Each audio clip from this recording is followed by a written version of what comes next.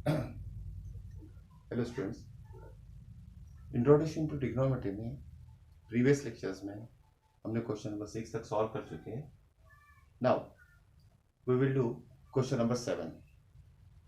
चलिए question number 7 देखते हैं। क्वेश्चन नंबर 7 में दिया है if cot of theta is equal to 7/8, then we have to evaluate these two terms. Okay, evaluate means इसे solve करना है।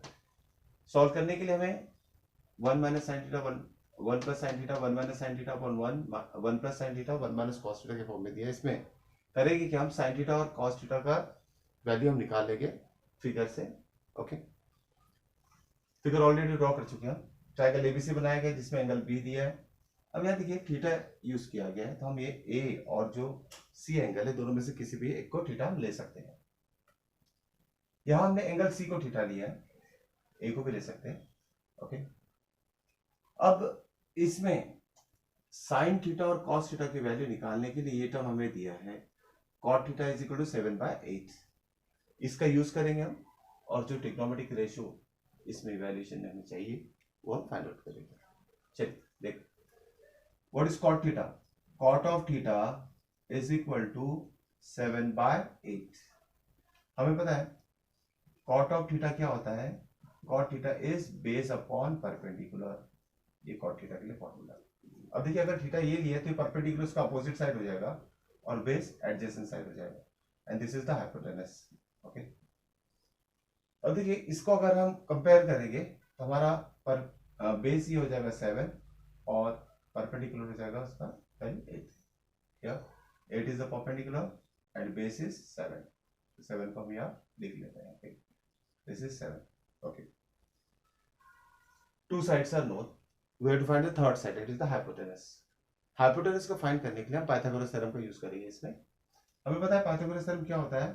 Hypotenuse square is equal to the sum of the square of remaining two sides, that is P square plus B square. Okay, P और B की value हमें पता है। P is 8, 8 square is 64 and B is 7, 7 square is 49। दोनों का addition हो जाएगा 1 1 3। आप करके देख सकते हैं एच स्क्वायर, तो एच इज इक्वल टू हो जाएगा स्क्वायर रूट ऑफ 113। ये हाइपोटेनस की वैल्यू आगे हम लिख लेते हैं रूट ऑफ 113। अब हमारे पास तीनों साइड है इसमें, हाइपोटेनस, परपेंडिकुलर, बेस। इस तीनों का यूज करके हम जो हमें चाहिए इवैल्यूएशन के लिए, जो फर्स्ट पार्ट में दिया है, we have to evaluate this. इसमें साइन और कॉस टर्म दिए हैं तो उसको पहले हम फाइंड आउट कर लेते हैं। Sine of theta, sine theta का हमें रेशियो पता है। ओके, क्या बताया हमें? Perpendicular upon hypotenuse. Sine theta is perpendicular upon hypotenuse, तो इसका आंसर कितना हो जाएगा? Perpendicular upon hypotenuse 8 upon root of 113। 8 upon root of 113। ये आ गया हमारे साइन थीटा की वैल्यू। साथ में हम कॉस थीटा की वैल्यू भी निकाल लेते हैं। Cos of theta is equal to होगा बेस अपॉन हाइपोटेनस, इसका आंसर आ जाएगा हमारा 7 अपॉन रूट ऑफ 113, क्योंकि बेस है हमारे पास 7 और हाइपोटेनस है रूट ऑफ 113, जो कि अभी हमने पाइथागोरस थ्योरम यूज करके फाइंड आउट किया। अब हमारे पास दोनों वैल्यू है। इस दोनों वैल्यू को हम पार्ट 1 में जो हमें इवैल्यूएट करना है उसमें हम सब्स्टिट्यूट करते हैं। तो उसके लिए हम पार्ट 1 लिख लेते हैं। पार्ट 1 को हम सॉल्व करने जा रहे हैं। ये पार्ट 1 यहाँ लिख लेते हैं। 1 plus sine theta into 1 minus sine theta divided by 1 plus cos theta into 1 minus cos theta. Okay, ये लिख लिया हमने। अब इसमें वैल्यू सब्स्टिट्यूट करेंगे साइन थीटा और cos थीटा की। साइन थीटा यहाँ, cos थीटा ये दोनों जगह के ऊपर। तो नेक्स्ट स्टेप हम लिखेंगे, देखिए यहाँ साइन थीटा की जो वैल्यू है रेशियो मतलब फ्रैक्शन में दिया है 8 अपॉन रूट ऑफ 113। अगर यहाँ फ्रैक्शन में वैल्यू आई और यहाँ सिंगल 1 है तो इसे भी हम फ्रैक्शन के फॉर्म में लिख सकते हैं। 1 को हम लिख सकते हैं 1/1 प्लस, ताकि हमें सॉल्व करने में आसानी हो जाए। 1 अपॉन 1 साइन थीटा क्या है हमारा 8 अपॉन रूट ऑफ 113। चलो ब्रैकेट क्लोज करते हैं, सेकंड ब्रैकेट में आते हैं। इसे भी हम 1/1 के फॉर्म में लिखेंगे और 8 अपॉन रूट ऑफ 113 यहाँ सब्स्टिट्यूट कर देते हैं। आगे कॉस को वैसे लिखेंगे 1 अपॉन 1, क्योंकि कॉस थीटा की वैल्यू भी फ्रैक्शन में है।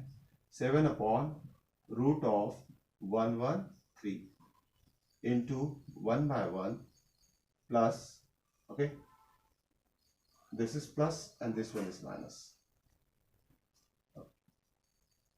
Cos theta is 7 upon root of 113. Okay, चलिए 9th स्टैंडर्ड में कुछ हमने आइडेंटिटीज देखे थे, जैसे a square minus B square is equal to a plus B into A minus B, या a minus B into A plus B is equal to a square minus B square. तो same identity भी यहाँ apply कर सकते हैं हम, ताकि और क्वेश्चन आसान हो जाए. देखिए आप देखते हैं, ये फर्स्ट टर्म हो गया सपोज a प्लस, ये सेकेंड टर्म हो गया b. यहाँ में दिख रहा है a प्लस बी, सेम वही टर्म, a यहाँ है और b यहाँ है, लेकिन साथ में minus minus sign.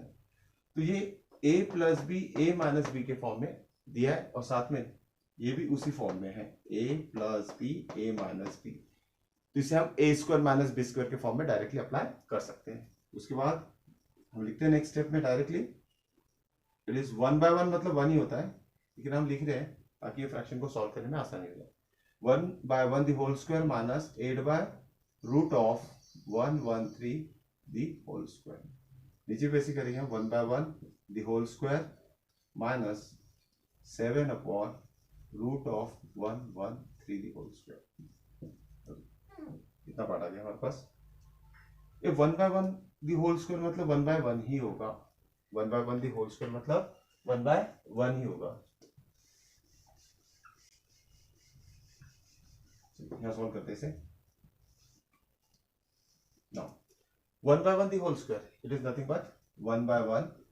Okay, 8 square is 64, 8 square is 64 and square of root of 113. इस रूट और स्क्वायर कैंसिल होकर सिर्फ 113 बचेगा यहाँ.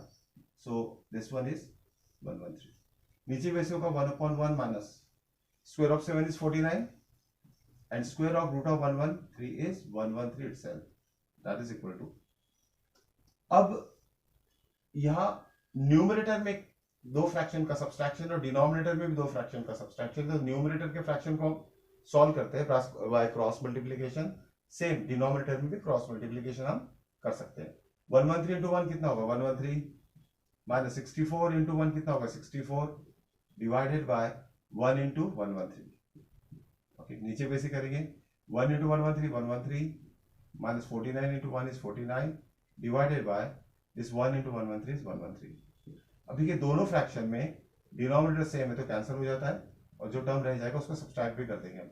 113 माइनस 64 49 होता है, आप करके देख लीजिए.